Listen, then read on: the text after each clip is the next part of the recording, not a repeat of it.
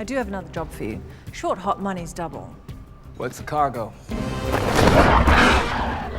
Hello World Wide Web, I'm Dr. Shadow, the internet personality with the best hair. And continuing Jurassic January... Well, I've still got one more dinosaur movie from 2022 to talk about. Jurassic World Dominion. That, of course, being the latest offering in the Jurassic Park franchise, a respected science fiction universe that started in the 90s, captured the imaginations of millions of people across the globe, and pushed motion pictures ahead with jaw-dropping visual effects never before seen. Though if you weren't around for that, I don't blame you if all you associate Jurassic World with is explosions, merchandise, and Chris Pratt. Which we get in full force for the latest movie, Jurassic World Dominion. Jurassic World Fallen Kingdom concluded with the dinosaurs spreading all over the planet, and Dominion picks up where that left off. Dinosaurs are everywhere, and as such, life is slightly more complicated. However, the real problem is teenagers. That and secret human cloning and genetic manipulation that just so happens to be the key to the latest crisis, so only Chris Pratt can save the day. I think the movie is about 2.5 hours long. There's a lot to cover, so let's take a look at Jurassic World Dominion and see how quickly I can at least give you the gist of it. Our story opens when dinosaurs ruled the Earth. Always gotta give it to the Jurassic Park franchise, pushing for scientific accuracy as best they can. As long as you ignore that oviraptors were always found near eggs because they were nesting, not eating them. But the important thing is dinosaurs from all kinds of time periods and continents can come together so that the Tyrannosaurus Rex can show how awesome it is as it is brutally killed by a Giganotosaurus. Then gets bitten by a mosquito. This is the very Rex that got cloned for Jurassic Park. As such, we suddenly skip ahead 65 million years later to present day, where dinosaurs are attacking moviegoers. Amazingly stupid moviegoers who don't notice the T-Rex stomping around the drive-in despite all the screaming and the fact that there isn't even a movie on. This is an intermission. Once the body count rises high enough, people realize that's not part of the show, but don't worry, a dinosaur wrangling helicopter crew is there to capture the beast. I don't see it. You see it? How exactly do you lose a T-Rex? I understand it's night, but those things are pretty big and you were in a helicopter specifically looking for the thing with the searchlight already trained on it. Anyway, it's time to catch the audience up on things, specifically those who missed the last 5 movies. Don't worry, the hard-hitting journalism provided by, now this, explains that Jurassic Park was an awesome movie 30 years ago, but since then we got this new Jurassic World franchise. One thing led to another, and now there's dinosaurs all over the place. Not to worry, the one world government gave sole power over the situation over to the handy-dandy multinational pharmaceutical conglomerate BioSyn Genetics, led by Lewis Dodgson, played by Campbell Scott. Some note that these government contracts have led to massive spikes in BioSyn's profits. And rumors persist of a human clone. Oh, come on, if anything, now this would be on the front lines telling everyone that that is unfounded, dirty misinformation. My suspension of disbelief is already completely shattered. But this is the plot summary, so they explain that it's Charlotte Lockwood's clone, just so you know. Anyway, enough recap, it's time for the story to begin. Under the cover of night, in Nevada, Claire Deering, played by Bryce Dallas Howard, breaks into an illegal breeding facility, raising black market ceratopsids. However, one looks like it's sick and dying. So... No! What are you doing? We can report this. The DFW takes days to investigate. Just take it with! It won't prove anything other than the fact that you have a sick or dead dino on your hands, but when performing espionage, always add in unnecessary complications for questionable gain. So let's ignore digging for anything to really get these guys. Just drag the dino out to your getaway vehicle. Nope. And Justice Smith returns as Franklin Webb. Dodging dinosaurs and lava in the last movie wasn't quite enough for him, but babysitting is a bit too far. Of course, their antics don't go unnoticed, so they must run. Fleeing into the very large and very obvious outdoor herd field, the dinosaurs ram their pursuers, leaving them conveniently unscathed. Everybody good? No! But not even Zia Rodriguez, played by Daniela Pineda, can stand working for Claire any longer. She realizes now the lady that got eaten by the Mosasaurus was the lucky one. But this is what Claire's been busying herself with between movies, slowly dealing with the immoral dinosaur trade. I guess if she can't do it, nobody can. But unfortunately, her little group is falling apart. I got a call last week. It's a real job, something I could do to effectively change things. I gotta take it. And no doubt, it helps when you start getting paychecks instead of fines. So that wraps up her responsibilities between movies, but how's Owen doing? Still played by Chris Pratt, he's got a far more awesome hero approach to the dinosaur problem. Go straight cowboy and wrangle them Parasaurolophuses up like nothing. Sure, they're as wild as they can be, and enormous, but Chris Pratt here?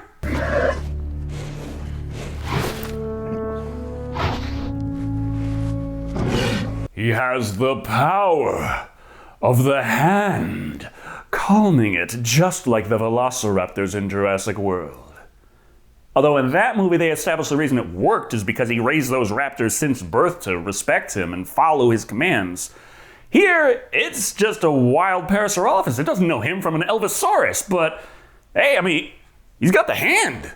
Taming the beast instantaneously. That way, he and the rest of the gang can bring it to a proper dino sanctuary. But what's this? They are approached by a gang of ne'er-do-wells, led by Rain Delacour, played by Scott Hayes. They threaten Owen at gunpoint and demand the dino. They intend to kill it, poach it, sell its bones, and all manner of grisly, evil things for profit. Therefore,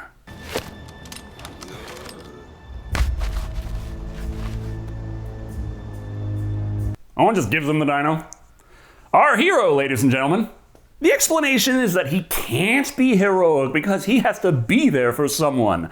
That someone being Maisie Lockwood over here, played by Isabella Sermon. She's out on the town doing teen girl stuff, wandering aimlessly, giving silent establishing shots, and of course stopping by the local sauropod herd so we can get our majestic Jurassic Park scene about how wondrous and beautiful dinosaurs are, as they completely upend life as we know it. In keeping with that theme, she returns home to find Claire, her adoptive mother, who has a strict rule for her to never go past the bridge. I know, Claire. There are people out there who'll do anything to find me. I'm not angry. So that means you don't have to be angry. I'm not angry. But she's a teenage girl and does not like being told what to do. Living here alone with my parents on all this land in the middle of the forest in this cabin. It's just like a prison. I would much rather just go out there, be found immediately, and hauled off to live in a cell where they're giving me tests in a lab for the rest of my life. But it's not like she's your average teenager either. Remember, she's a clone of Charlotte Lockwood, and as such, is having a good old-fashioned crisis of identity. You were the only you who ever was. What?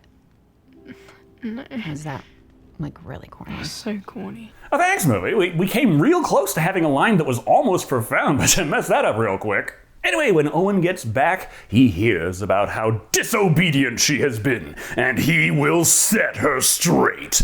Later, first we gotta see that Blue is still kicking around, and even got a little youngin' this time around, teaching it all about hunting and plot twists. We see a rabbit, but a wolf grabs it. But that was the baby's target all along. But what's this? A pair of hunters are hunting the raptors. However, the raptors hunt the hunters. Anyway, whole day's gone. Time to bring up that rule number 1 thing. Listen, kiddo, we should probably talk about you going into town. I don't think you understand how bad it is being trapped here. All I ever get is fresh air, privacy, and all the Xbox I could want. Why can't I just go to high school and be ostracized like a normal girl? Somehow, the lab rat life is worse than hermit life angle fails with the youngin', and besides, keeping her locked away isn't keeping her safe anyway. Seriously, as many times as she went into town, she was never caught, but oh, looky here! Rain followed Owen home, found the raptors to poach, and just so happened to spot Maisie among them as well, and no, there is quite a price on her head.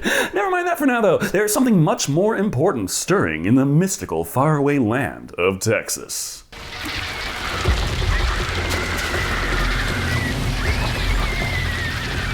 Massive locusts eating up all of the crops! This is like a dream come true. Enormous insects invading Texas? I'm in Texas. I've been playing every EDF game I can get my hands on. I've been preparing for this day. But who would just so happen to respond to this situation than Dr. Ellie Sattler, with Laura Dern reprising the role. Yeah, she's a paleobotanist, which isn't exactly related to mutant insect science, but these locusts eat plants, and paleobotany is still botany. Perhaps plants can offer a hint as to what is going on here. That's the Bennett's corn. The locust didn't eat that. You plant the same seed as the Bennetts? No. We are independent. They use BioSyn seed. Or the mystery can be so bleedingly obvious a scatologist could figure it out. Still, this is merely circumstantial evidence, and Sattler wants proof that BioSyn is behind this. So, take a DNA swab off a handy-dandy mutant locust and track down another respectful figure to back up her claims. Dr. Alan Grant, played by Sam Neill.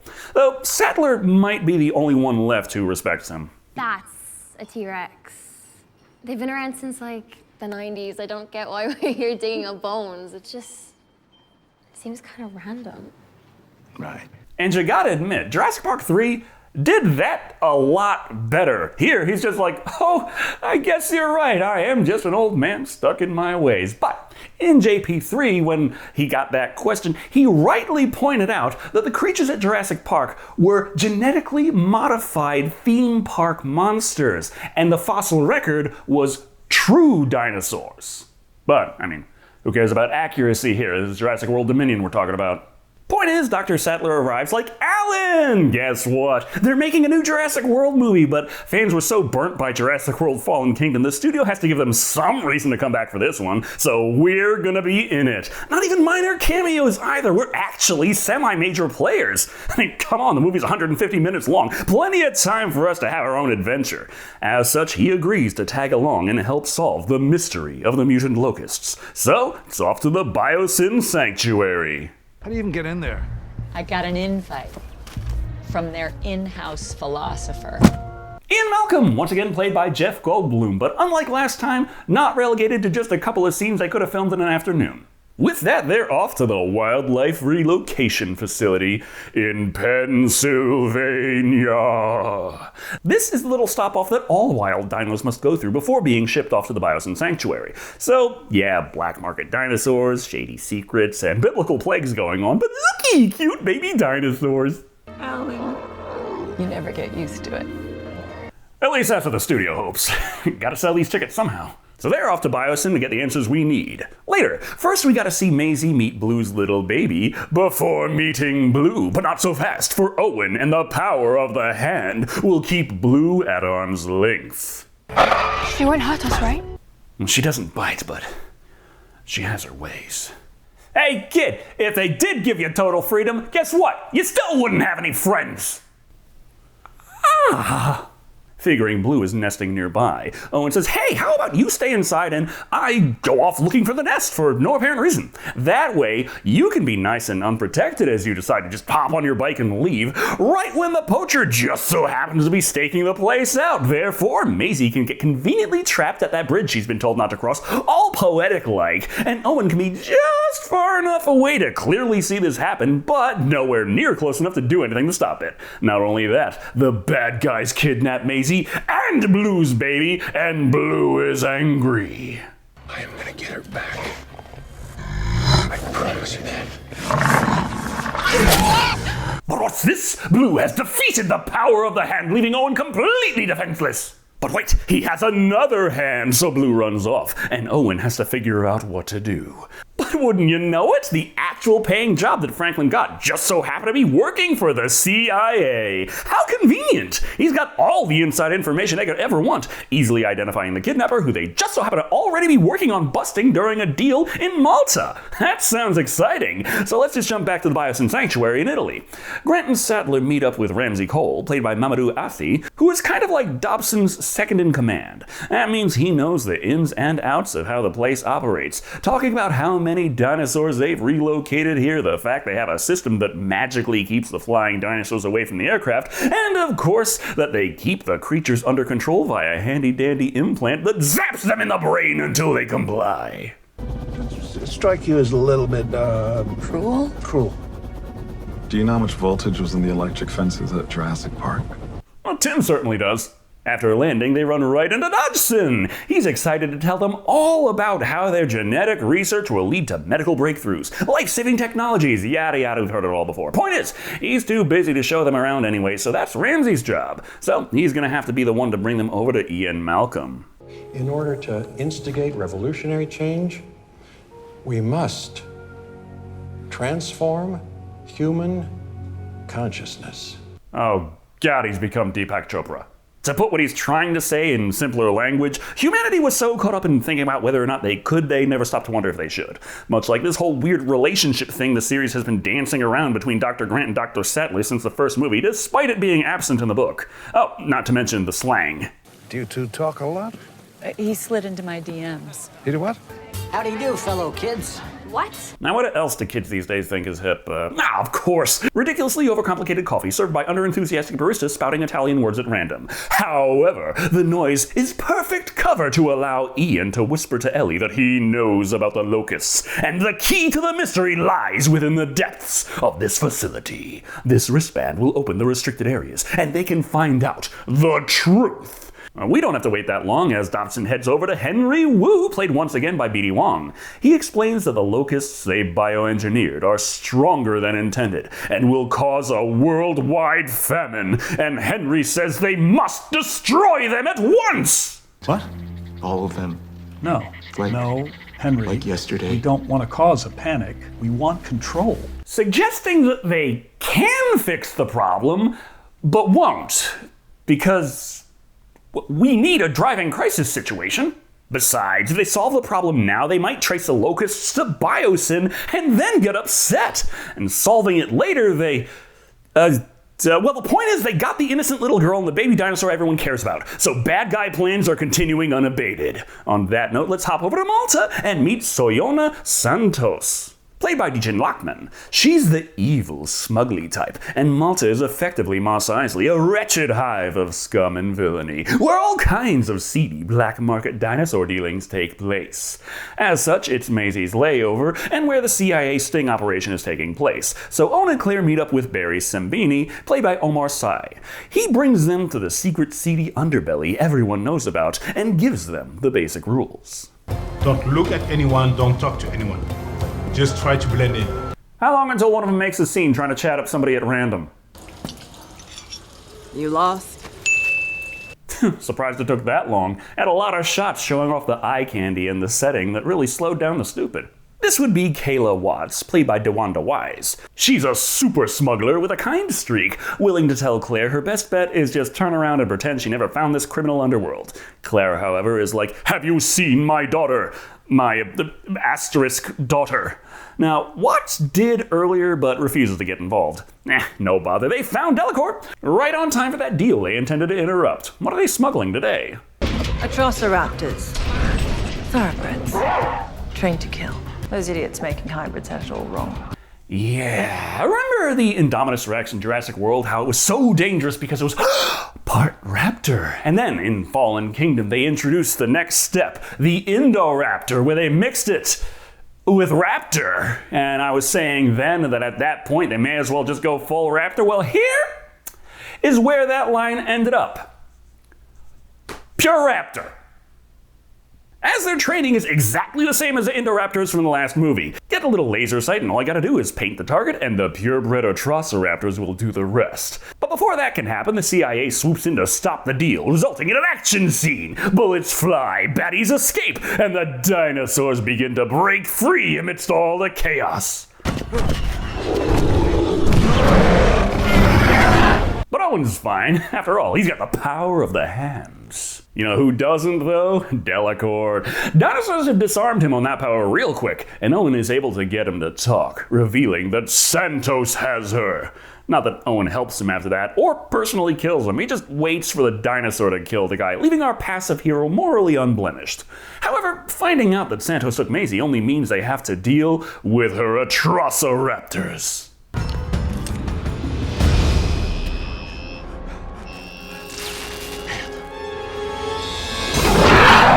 Hey, thanks for standing there, buddies. Would hate to miss out on another action scene because one of you decided to pop her cranium before she got a chance to use that. And while we're all standing around here, may as well remind you all, hey, have you been enjoying the video? you might want to like it, or even subscribe. That really helps the channel, and of course. So the raptors attack! Fortunately, plot armor can keep the important ones alive, and Claire can just so happen to be nearby, conveniently enough spotting Santos right next to the handy-dandy stun gun. Chasing her down, she demands to know where they took her asterisk daughter. BioSyn. They're taking her to BioSyn. Oh my god! The one and only company that had any interest in kidnapping her turned out to be the kidnappers! Man, I'm sure glad we spent all that time hopping continents to figure that one out. No time to take her in because raptor attack! And then Claire is painted with the laser. Wait, isn't that supposed to be the other way around? Ah, well, point is she must run, leaping out of a window, which just so happens to be right where Kayla was walking by. How convenient! Kayla decides, may as well get involved now, and hops in the handy-dandy car that Claire just so happened to fall into and drives her away. They must fly to BioSyn, but Owen is still nowhere near them. No bother, he can just take this handy-dandy motorcycle and join the chase scene. Claire battles raptors as theropods eat random miscellaneous civilians. But where are they going anyway? Why, to the airfield, of course. Kayla just so happens to be parked on the runway and ready to go with her smuggling plane, which of course means that she and Claire make it there long before Owen and begin to take off as he tries to catch the flight on his motorcycle while still being pursued by the Atrociraptors.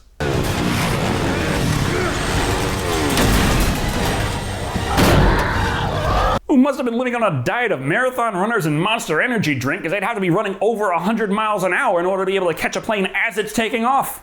Ah, well, just whack it with a motorcycle, and that is that. Thus, Owen and Claire are on the Kayla Express, headed straight to BioSyn. It will be dangerous, but if they intend to save Maisie, it's what they have to do. You willing to risk your life for people you never met? You want to ask questions or you want to ride? Listen, if you want the characters to make sense, the movie ends here, so just let it slide and we'll dangle some pretty dinosaurs in front of your face. Dinosaurs. But we don't have to wait for them to reach BioSyn. After all, that's where Grant and Sattler already are, and it seems their little house tour is over, and in record time. They still got a bit of a wait for the sanctuary ride, so hey, how's about you mill about aimlessly to your heart's content until then? The elevators are down this hall. Not those. Those lead you down to the sub-levels. Need special clearance to get down there. And we definitely don't want you wandering around restricted areas. You might see some stuff that we don't want getting out. Hint, hint. And a bin of disguises just right for the taking. How convenient. Never mind that for now. Remember Maisie? Well, she's here too, and Dr. Wu has fully transformed from minor side character to evil mastermind all the way back to ineffectual putz. As it turns out, he's barely got any idea how these geneticics work, and is completely at a loss as to how to stop the locusts. However, with Maisie's help, he believes they can because of who she is. No, not the clone of the long-dead Charlotte Lockwood, but the clone of the then-still-living brilliant scientist Charlotte Lockwood. Is that me? Yeah. Just like Blue, Charlotte was able to have a child all by herself. Explaining why they kidnapped Blue's baby as well, now named Beta. Except, well, Charlotte cloned Maisie from herself, like Dolly the Sheep style, and Blue just asexually reproduced, so that's not similar at all, so I have no idea how that's supposed to help you in the slightest. But what is helpful is the fact that Charlotte died of a horrifying genetic disorder, but being the brilliant geneticist that she was, and Wu isn't, she magicked up a cure for her clone baby Maisie, but not herself. If I could just study you and Beta, whose DNA was never changed, I could fix a terrible mistake. So the plan is to genetically alter a locust, a thing he's already done, so that it can alter the genes of other organisms by using what he learns from Maisie and Blue's baby Beta, who never altered the genes of anyone else. So I still don't know what he's trying to. Nor why DDT doesn't seem to work, but no time to ask petty questions. It's time for Sattler and Grant's infiltration. Seems to be going easy enough. They change into their disguises off-screen, avoiding any complications, and there's absolutely nobody else in this secret underground lab. How convenient. For some reason, Sattler thinks they need to look for a mature specimen for the DNA test, although that's not how DNA works, but even worse. Alan, you said there was no time. Can you get it? Of course I can get it. In just a couple of seconds, I can't even count how many rules of quarantine and espionage they just violated. Somehow, their ineptitude doesn't lead to a crisis situation. That would be Maisie, left alone while Dodgson chews out Wu for not solving the locust problem yet. She takes the opportunity to snatch the handy-dandy security bracelet, free Beta, and run out the door. So they sound the alarms, which set off the locusts something fierce. We have to have something to provide an obstacle for these two, because once they finally escape the locust lab, oh, would you look at that? Absolutely no security or anything to stop them whatsoever. You're Dr. Ellie Sattler and Helen Grant. You were at Jurassic Park. And wouldn't you know it, they just so happen to run right into Maisie! How convenient! Thus, they run as fast as they can away from nothing, right around the time that Kayla is coming in with her airplane. Thing is, BioSyn isn't expecting a delivery from her. That's suspicious. Now, they could gather the 0 security personnel they have to greet them where they land, or they can turn off the handily established magical flying dinosaur repellent, causing a Quetzalcoatlus to attack the airplane. Thus, they must escape. If you're gonna eject, you need to do it now. I only got one chair and she's in it. Awful odd setup. I understand only having one ejector seat when you tend to fly alone, but why would you make it the one that's the hardest for you to get to and not, I don't know, your seat? Obviously, they're not going to kill off Chris Pratt here, so him crash landing with Kayla while Claire ejects is less a goodbye and more a see you in 20 minutes as Claire escapes in the ejector seat and the airplane smashes into a frozen lake. Will they survive? Find out next time as we gotta jump back over to Sattler and friends. As they rush to escape, they run into Ramsey. You know what this means. BioSyn's responsible for the locust epidemic. Dodgson's covering it up. You were right. I'm here to help you. He's actually in on it too. We can't have him running to any opposition at all down here. What kind of top secret lab do you think this is? So the man with the best fashion sense in the whole movie saves the day, providing Ellie, Alan, and Maisie with an escape route. Speaking of escaping, Claire is all alone in the sanctuary jungle. Man, this place has more biomes than a Minecraft server, and must run and hide from the razor-sharp claws of the Therizinosaurus.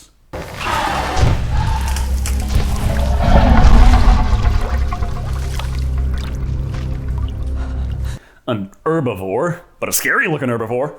But how did Owen and Kayla survive the crash? Completely unscathed. Anything is possible as long as you're off screen. Unfortunately for them, though, this Pyroraptor is very much in frame. Diving into the icy water, it causes the two of them to run.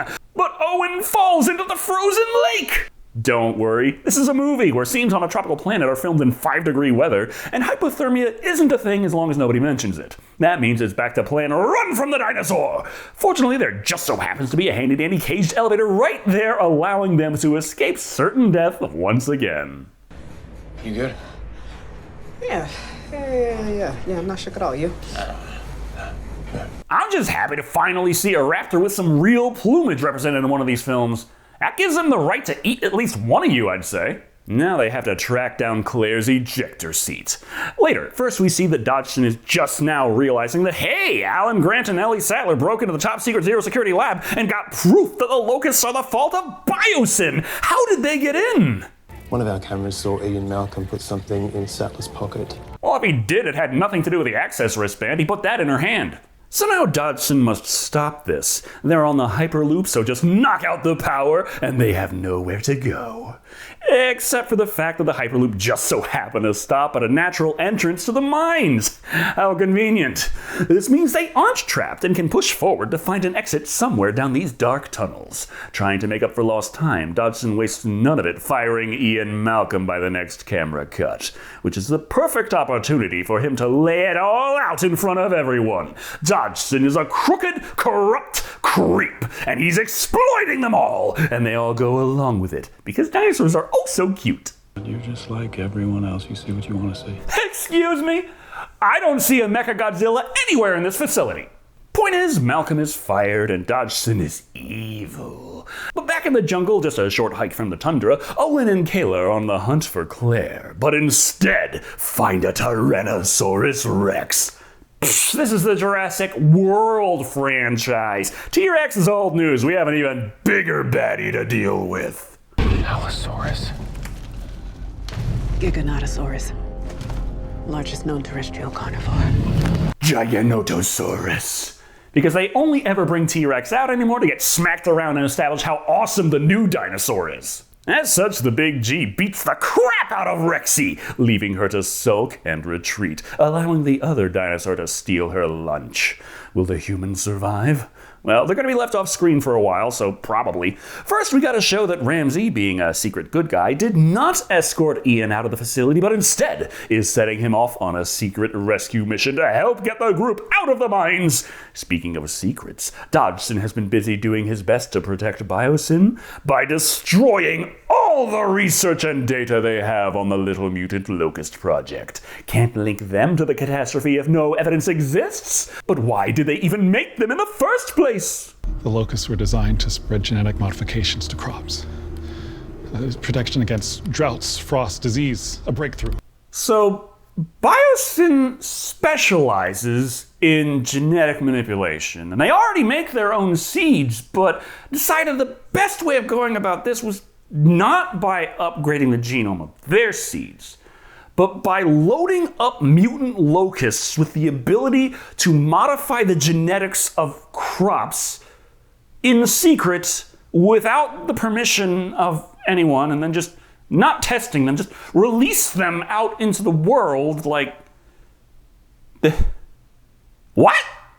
Not to mention that also means they already know how to make one organism alter the genetics of another without needing to kidnap Maisie and Beta. But the point is, it didn't work anyway, and the locusts instead started ravenously eating all the crops like a swarm of locusts or something. Thus, Dodgson must destroy all the evidence. And then he'll have plausible deniability, so maybe the authorities will think this is some other multinational pharmaceutical company that specializes in genetic manipulation. Never mind that for now, we gotta establish a threat to the group in the mines. Dimetrodon! One of my favorites, and it's really impressive that they actually managed to clone that thing with blood they found from mosquitoes when Dimetrodon went extinct long before mosquitoes even evolved, actually. But also, technically speaking, just to put this out there, Dimetrodon aren't really dinosaurs. That line led to, mammals. It's one of our ancestors. And even the name Dimetrodon means 2 measures of teeth, as they are one of the earliest examples of creatures evolved with differentiated specialized teeth for cutting, tearing, and chewing food, much like they intend to do with our group of heroes. But what's this? Ian Malcolm swoops in to save the day! Kind of. The writers have a choice here. They can either allow him to be heroic, or they can use his attempts as a cheap gag about his ineptitude, while behind the scenes, Ramses is the real one who puts the code in to unlock the gate, saving the day. But not all creatures can be hidden behind a gate, as Claire has made her way to an observation station, but here's the nearby calls of Dilophosaurus!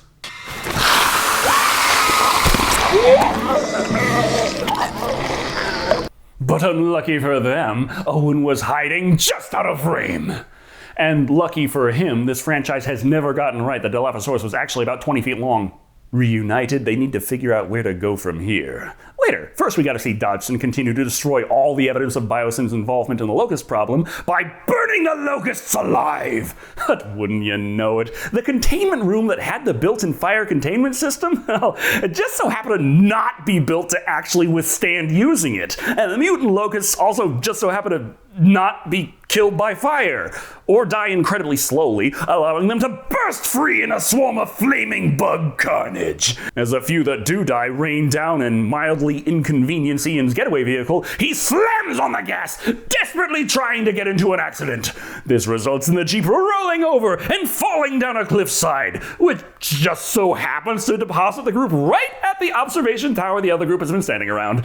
How convenient. Slightly less convenient. What is that? Giganotosaurus. Biggest carnivore the world has ever seen. Biggest terrestrial carnivore. This thing ain't got nothing on giant sea creatures alive today. But it's a threat now. Kinda. It'd be a shame if this thing ate up all the big name cast when we still got a half an hour of movie left, so it just doesn't. They hide feebly behind the tiny Jeep, and the big G suddenly has a spatial awareness of a guard in a Metal Gear Solid game. However, when they move on to the observation tower, it attacks the metal guard around the ladder. Gotta give them enough time to escape after all, but once they do manage to barely get inside, it just bashes his face through the window. That really should have been more reinforced than that, but forget it. The humans can slap it around until it tires of the scene and leaves.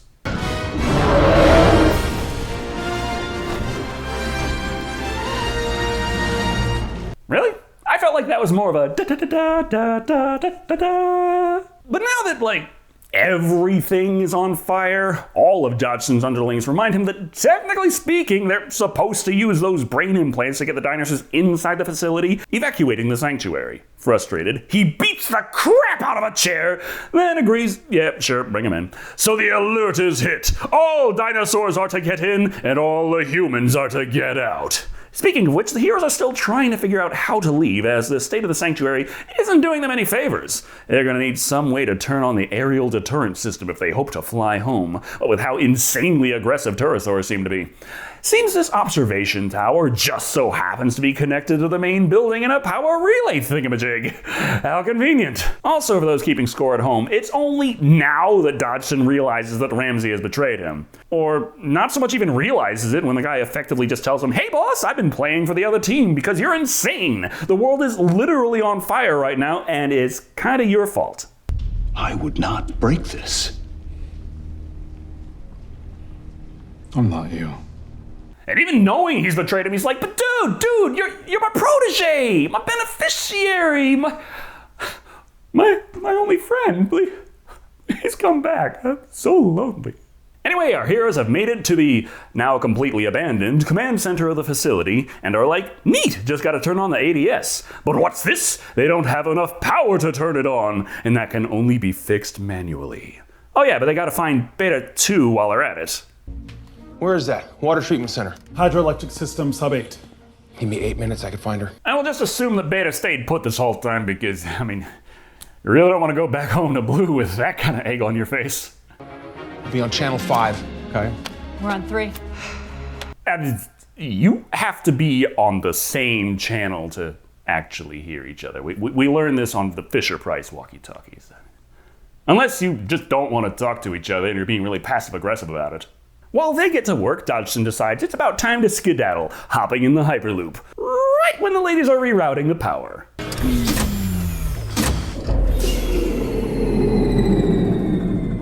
No. Where exactly was Dodgson going, by the way? I mean, there's a helipad, like, right there at the sanctuary, and I don't think they ever established a parking lot at the far end of the Hyperloop. Yeah, who cares? The heroes have found Beta, but the dinosaur is still a raptor and still dangerous. But do not fear, for Maisie has mastered the power of the hand, and Grant can now wield the power of the hand, tripping up Beta long enough for them to get tranquilized and captured. Sorry, girl. I promised your mom I'd get you home. Oh, and you don't need to tell them that. They're unconscious. And a dinosaur. Oh, but that power shutdown really was more of a power cycle, which somehow turns the burnt locusts into zombie locusts. Is that how it works? They looked pretty dead seconds ago. Yeah, no bother. They need to cut the power to these systems. Claire can just grab a handy-dandy fire axe and cut the power the old-fashioned way. Wait a minute. Aerial deterrent system active. Victory! Which automatically reroutes the power over to those systems they were trying to turn on in the first place. How convenient! And the locusts die again? Whatever. Point is, power's out and Dodgson decides to just hoof it to the wherever he's going, which would be straight to the afterlife. Fleeing back into the shuttle does him no good, as there are several Dilophosauruses that just sprung up out of nowhere.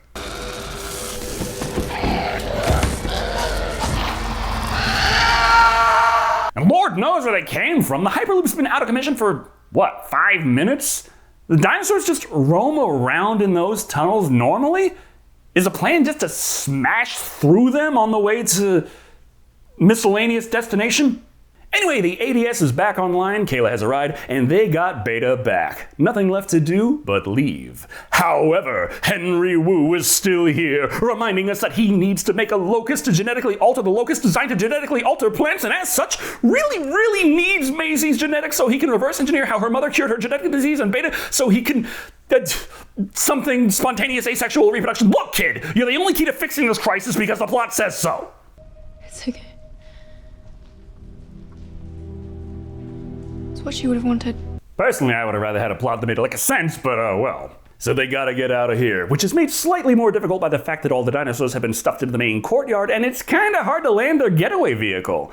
Oh well, it just gives them plenty of time to gawk at the spectacle of the special effects one last time. And who would just so happen to show up but the T-Rex? Which means, of course, the Giganotosaurus also arrives, and they do battle!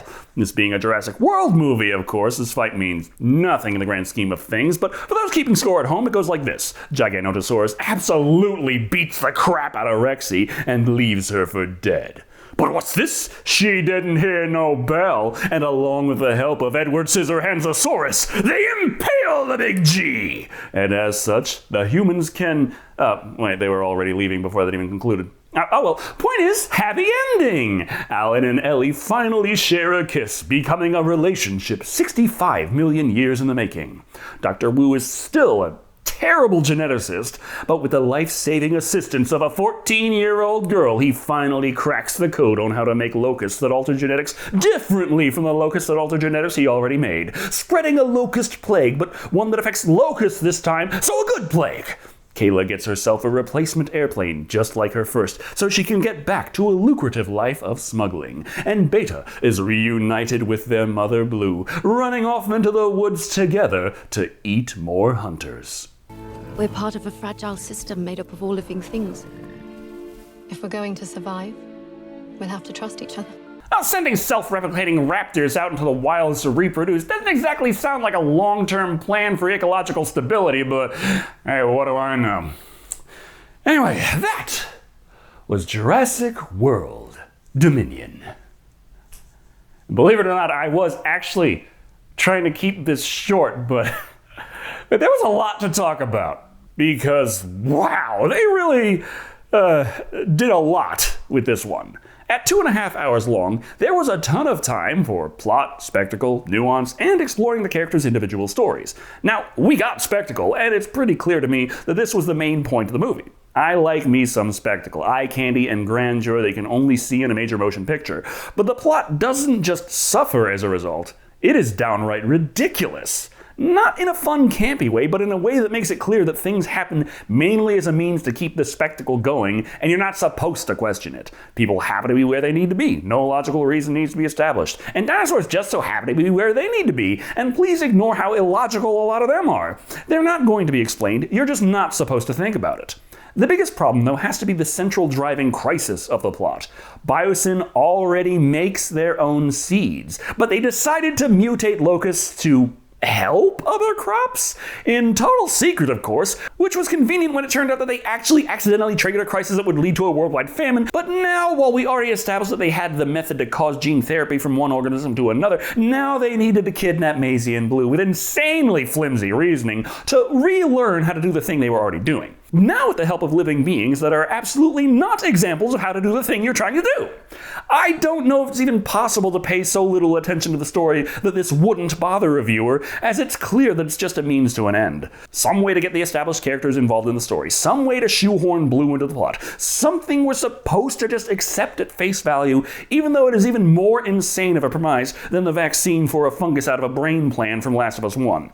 It was nice to see the old characters brought out again, and actually use this time, but that isn't enough to save this jumbled mess of a plot, just something to help this movie in its base entertainment value. Much as I can complain about the characters, the motives, the problems, the solutions, and the sheer audacity to think this is a plot worthy of the Jurassic franchise, I can't deny that the movie is at least entertaining in giving us gorgeous visual effects and decent, if occasionally jankily edited, action scenes, coming in at 2 completely unguarded top-secret laboratories out of 5.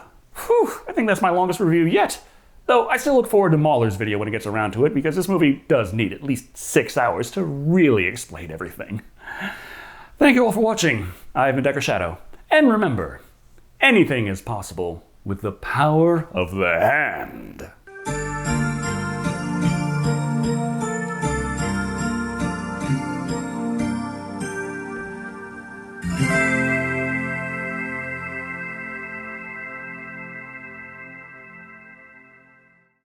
Jurassic World?